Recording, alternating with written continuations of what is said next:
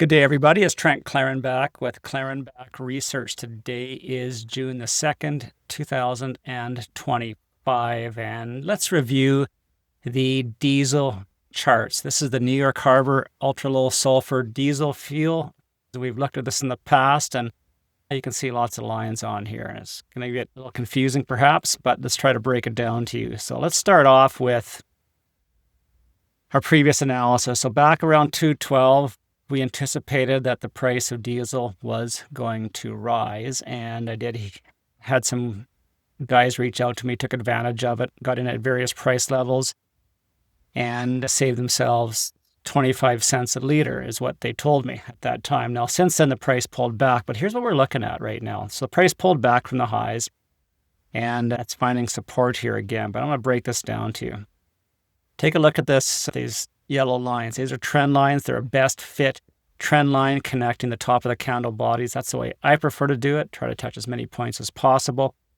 And you can see we broke out above it. Now, these trend lines often get retested, and this would be in the weekly chart.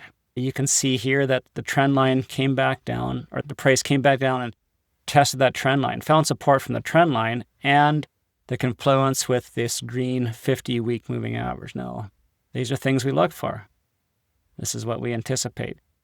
I think we're going to start seeing higher diesel fuel prices in the future on the weekly chart. Now, I think we still have this. I'm going to test this purple 200-week moving average overhead. It's currently at 227. The price out here is like just under 241 or just under 242.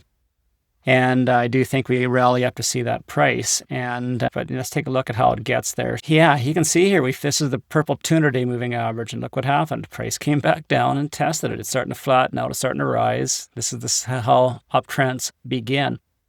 The 50-day moving average is still below, but look, this is a great buying opportunity here. I got bullish diesel. Now, I didn't get this published yesterday because it was Canada Day, and to me, it's a good day. But what I did is I entered into a paper trade position. What I'm going to do is start tracking my ideas in a sample/model portfolio. And these lines here represent what I was looking at. So my entry is right around here, 232. My stop is going below this low.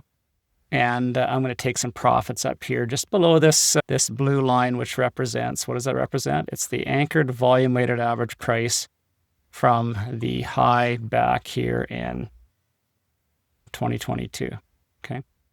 So that's where I'm going to take my profits. I'm tracking the trades here. You can see it. Here's my position. So we're nice little start with a $100,000 account balance in a sample paper trading account.